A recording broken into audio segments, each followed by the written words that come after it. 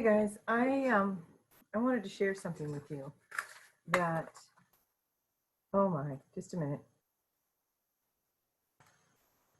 Okay, well, at the very time I started, then someone came up to pick up a bottle of frankincense. So timing is not always just perfect, but I have something that I want to share with you. So this is called Common Denominator of Success, and this is what I shared with my mentoring team this morning. Or this afternoon. There were a couple that were not able to get on, so I thought that I would just record it, and then I thought, well, this is good information for everyone. So I'm going to record it. I do have a class tonight, so it's going to be like talk for an hour and then take an hour break and then talk for an hour. But this is called The Common Denominator of Success, and it is by Albert Ian Gray. And again, I am reading it to you, for you. I will also post the link, the actual PDF that if I can, I will download it and get it to you. But sometimes it's just nice to listen to a video. So several years ago, I was brought face to face with the very disturbing realization that I was trying to supervise and direct the efforts of a large amount of people who were trying to achieve success without really knowing what the secret of success was for me.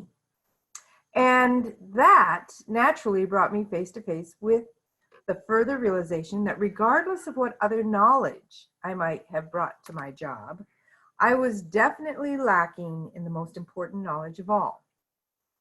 Of course, like most of us, I have been brought up on the popular belief that the secret of success is hard work, but I had seen so many people work hard without succeeding, and so many people succeed without working hard, that I had become convinced that hard work was not the real secret, even though in most cases it might be one of the requirements. And so I set out on a voyage of discovery, which carried me through biographies and autobiographies and all sorts of dissertations on success and on the lives of successful people, until I finally reached the point at which I realized that the secret I was trying to discover lay not only in what people did, but also in what it made people do, but also in what made them do it. There. Also what made them do it. I realized further that the secret for which I was searching must not only apply to every definition of success, but since it must apply to everyone to whom it was offered, it must also apply to everyone who has been successful. In short, I was looking for the common denominator of success. And because that is exactly what I was looking for, that is exactly what I found. But this common denominator of success is so big, so powerful, and so vitally important to your future and mine that I'm not going to make a speech about it. I'm just going to lay it on the line in words of one syllable, so simple that anyone can understand them. The common denominator of success, the secret of success of every person who has ever been successful, lies in the fact that, and I quote, they formed the habit of doing things that failures do not like to do. End of quote. It's just as true as it sounds, and it's just as simple as it seems. You can hold it up to the light, you can put it to the acid test, and you can kick it around until it's worn out. But when you're all through with it, it will still be the common denominator of success, whether we like it or not. It will still explain why people have gone into business or profession with every apparent qualification for success and have had nothing but disappointing failures, while others have achieved outstanding success in spite of many obvious handicaps. And since it will also explain your future. It will seem to be a mighty good idea for you to use it in determining just what sort of future you're going to have. In other words, let's take this big, all-embracing secret and boil it down to fit you. If the secret of success lies in forming the habit of doing many things that failures don't like to do, let's start the boiling process by determining what are the things that failures don't like to do. The things that failures don't like to do are the things that you and I and other human beings, including successful people, naturally don't like to do. In other words, we've got to realize right from the start that success is something which is achieved by the minority of people and is therefore unnatural and not to be achieved by following our natural likes and dislikes, nor by being guided by our natural preferences and prejudices. The things that failures don't like to do in general are too many and too obvious for us to discuss them here. And so, since our success in every endeavor lies in our ability to persuade others to do what we would like them to do, let's move on to a discussion of the things we don't like to do. Here too, the things we don't like to do are too many to permit a specific discussion, but I think they can all be disposed by saying that they all emanate from one basic dislike, common to all of us. We don't like to talk to people about something they might not want to talk about. Any reluctance to approach someone, to suggest a change in their activity, to persuade them to take a new approach, is caused by this one basic dislike. Perhaps you have wondered what is behind this peculiar lack of welcome on the part of those we're trying to persuade. Isn't it due to the fact that our prospects are human too? And isn't it true that the average human being is highly resistant to change, even when it's for their own improvement, and is therefore prone to escape our efforts to persuade them to do something that they don't want to do by striking at the most important weakness we possess, namely our desire to be appreciated. Perhaps you have been discouraged by a feeling that you were born subject to certain dislikes peculiar to you, with which successful people are not afflicted.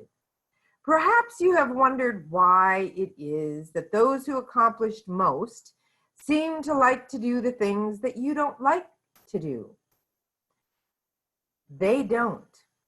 And I think this is the most important and encouraging statement I have ever offered any person. But if they don't like to do these things, then why do they do them? Because by doing these things they don't like to do, they can accomplish the things that they want to accomplish. Now let me repeat that. Successful people are influenced by the desire for the pleasing results.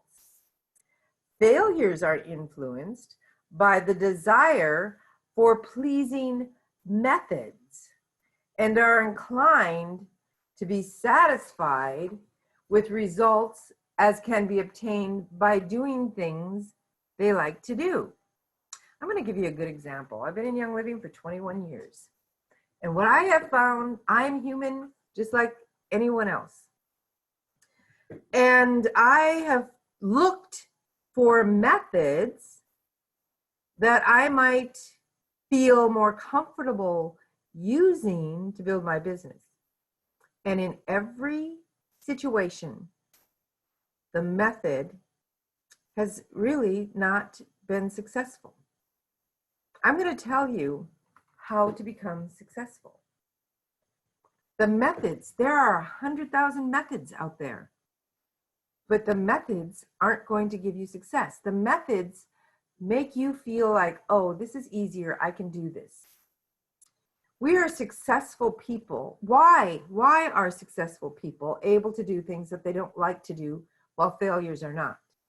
Because successful people have a purpose strong enough to make them form the habit of doing things that they don't like to do in order to accomplish the purpose that they want to accomplish. So they have a very strong purpose, strong enough to make them form a habit of doing things that they don't like to do. I know that I'm, repeating this, but repetition is a good way to get it into the brain. Sometimes even the best producers get into a slump, and I know that that's true for me. When a person gets into a slump, it simply means that they have reached a point at which, for the time being, the things they don't like to do have become more important to them than the reasons for doing them. Many people with whom I have discussed this common denominator of success have said at this point, but I have a family to support, and I have I have to make a living for my family and myself. Isn't that enough of a purpose? No, it isn't.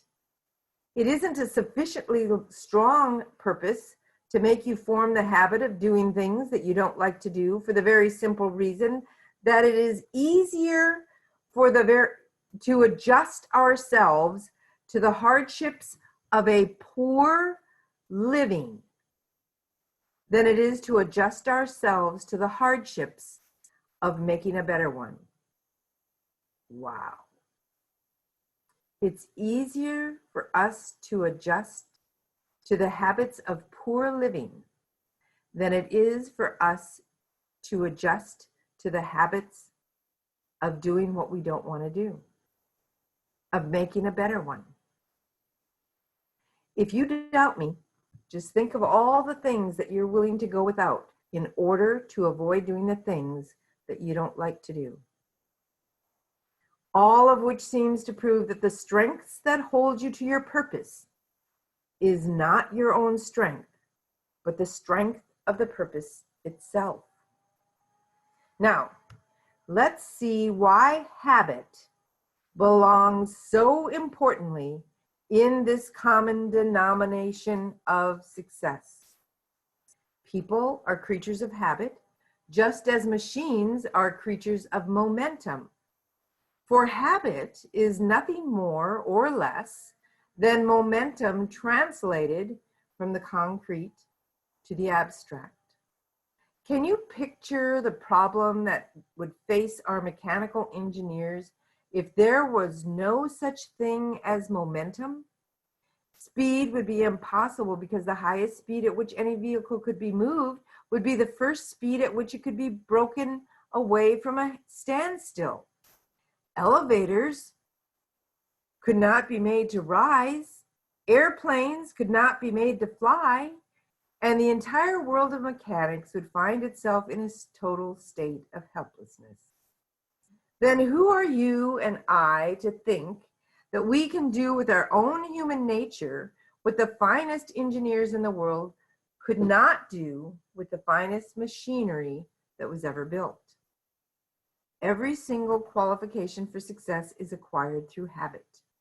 People form habits, and habits form futures. If you do not deliberately form good habits, then unconsciously you will form bad ones. That's just what we do. You are the kind of person you are because you have formed the habit of being the kind of person. And the only way that you can change it is through changing your habits. The success habit for any area of achievement can be divided into 4 groups. Number 1, contacting habits. Number 2, calling habits. Number 3, persuading habits. And number 4, working habits. So let's discuss these habits, these habit groups in their order. Any successful person will tell you that it is easier to persuade someone to a particular course of action than to find someone who already wants to do it. But if you have not deliberately formed the habit of contacting those who need what you are offering, regardless of their wants, then unconsciously you have formed the habit of limiting your contacts to those people who already want what you have, and therein lies the one and only reason for a lack of interested contacts.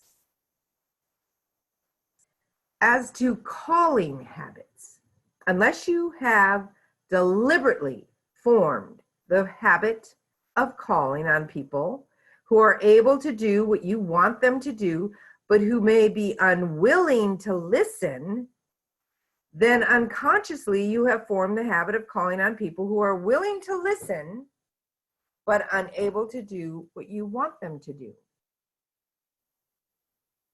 As to persuasion habits,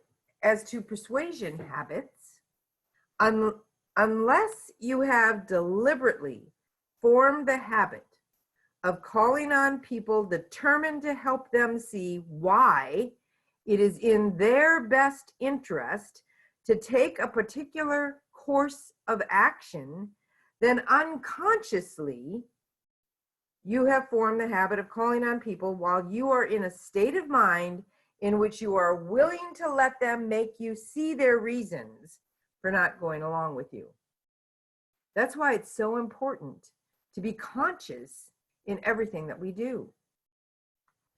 As to working habits, if you will take care of the other three groups, the working habits will generally take care of themselves, because under working habits are included study and preparation, organization, time management, organization of time in your efforts, records, keeping records, and analysis of those records. So certainly you're not going to take the trouble to learn the best approach to your presentation unless you're going to use it. And you're not going to plan your day's activities when you know in your heart that you're not going to carry those activities out, or that you're not going to carry through with your plans.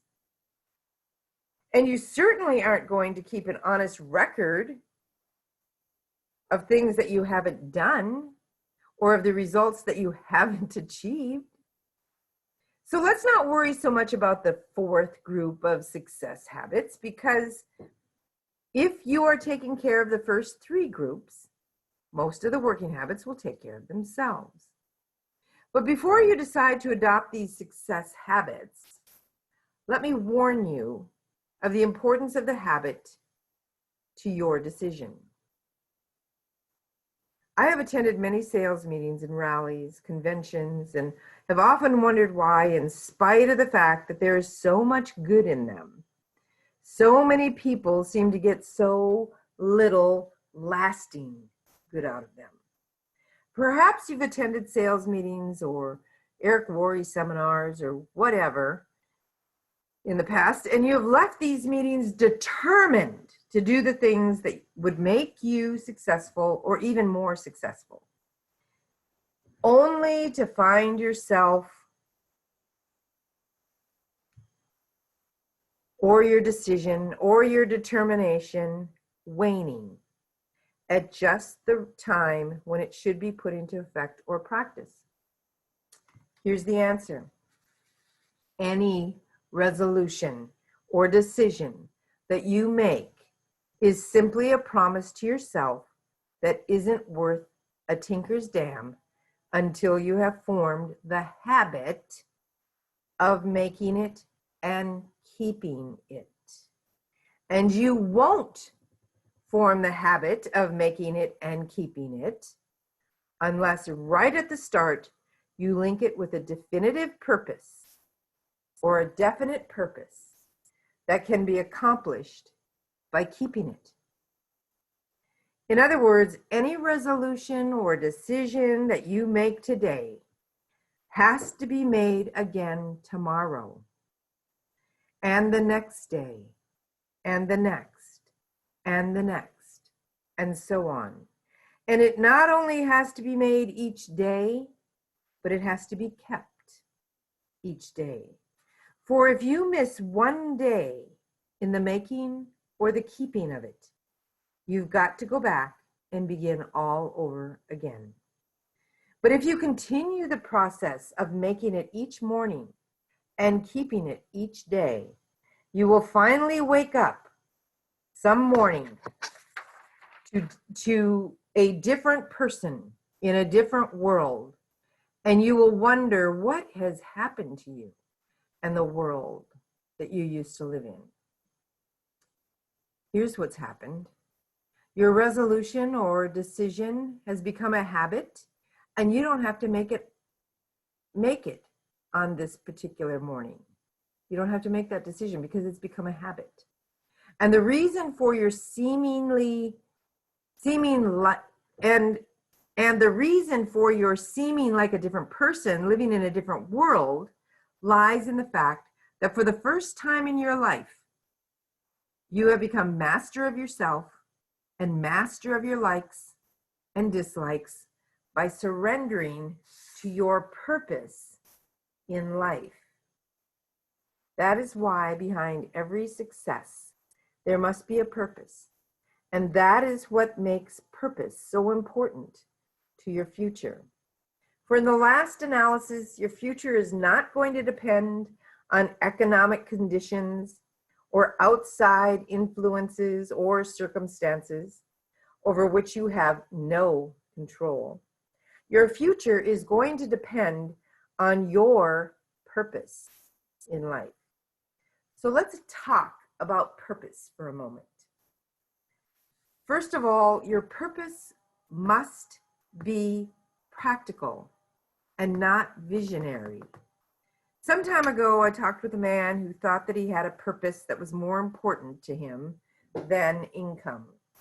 He was interested in the sufferings of his fellow man, and he wanted to be placed in a position to alleviate that suffering.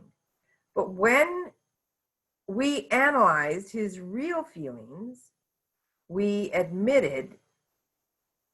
discovered, and he admitted, that what he really wanted was a really nice job, dispensing charity with other people's money and being well paid for it, along with the appreciation and feeling of importance that would naturally go with such a job. But in making your purpose practical, be careful not to make it logical. Make it a purpose of the sentimental or emotional type. In my mentoring group, what I'm having them do is write what we call a power life script. And what a power life script is it allows you to write down and articulate everything it is in your heart that you desire. No matter how illogical it is, no matter how unattainable it seems, we want you to write it down. And we want you to put emotion to it so that you feel or you see or you smell or you taste what is actually happening in this imaginary world that you're creating. Because this imaginary world, the imagination begins to create reality as we believe it, as we put emotion to it. We have to put emotion to it. We have to believe it. Now, if you don't believe it in the beginning, it's okay. You just keep telling yourself, I see myself. I am so happy and grateful now that I live in this house. And then you talk about the house that you live in. And you can build a house in your mind. I've actually drawn out the plans to the log cabin that I desire, that is on my heart's desire. And what I tell people is that these heart's desires come to you by the Creator, because we become co-creators with God. And He gives us this imagination and this creativity, and what we need to do is put it down on paper. And so this has a lot to do with our purpose, because once we have what it is our heart is desiring, then we distill that to its very basic purpose. And that's what we're talking about right now. So the desires need to be, that purpose needs to be emotional. So does your Power Life script. Your needs will push you just so far, your needs. I mean, if you think about it right now, you have practically everything that you need. I know I have everything I need. I have a house, a roof over my head. I have food in my stomach. I have clothes on my back. I have toilet paper in my bathroom. I have a bathroom. All of those things I don't need for anything. Your needs will push just so far. But when your needs are satisfied, they're going to stop pushing you. If, however, your purpose is in terms of wants and desires, then your wants and desires will keep pushing you long after your needs are satisfied and until your wants and desires are fulfilled. This is what we call the flame, the spark that gets us, gives us the momentum to go after those things. And that momentum must be sustained, and it must be sustained by your purpose. Recently, I was talking with a young man who long ago discovered the common denominator of success without identifying his discovery. He had a definite purpose in life, and it was definitely a sentimental or emotional purpose. He wanted his boy to go through college without having to work his way through college as he had done. He wanted to avoid for his little girl the hardships that his own sister had to face in her childhood. And he wanted his wife to enjoy the luxuries and comforts and even necessities which had been denied his own mother. And he was willing to form the habit of doing things he didn't like to do in order to accomplish this purpose. Not to discourage him, but rather to have him encourage me, I said to him, "Aren't you going a little too far with this thing? There's no logical reason why your son shouldn't be willing to work his way through college just as his father did. Of course, he'll miss many of the things that you missed in your college life, and he'll probably have heartaches and disappointments. But if he's any good, he'll come through in the end just as you did. And there's no logical reason why you should slave in order that your daughter may have the things which your own sister wasn't able to have, or in order that your wife can enjoy comforts and luxuries that she wasn't used to before she married you." He looked at me with rather a pitying look and said, "But there's no inspiration in logic. There's no courage in logic. There's not even happiness in logic. There's only satisfaction. The only place logic has in my life is in the realization that the more that I am willing to do for my wife and my children, the more I shall be able to do for myself." I imagine after hearing that story that you won't have to be told how to find your purpose or how to identify it or how to surrender to it. If it's a big purpose, you will be big in its accomplishment. If it's an unselfish purpose, you will be unselfish in accomplishing it. And if it's an honest purpose, you will be honest and honorable in the accomplishment of it. But as long as you live, don't ever forget that while you may succeed beyond your fondest hopes and your greatest expectations, you will never succeed beyond the purpose to which you are willing to surrender. Furthermore, your surrender will not be complete until you have formed the habit of doing the things that failures don't like to do. Okay, that is the end of the common denominator of success. And I will post that document in a PDF on our private page. So I hope you have a good evening. And at 7 p.m. Central Standard Time, I will be having a class for you. Tonight's class is toxic-free home. I'm going to be talking about getting the toxins out of your home. All right, join me then. Bye-bye.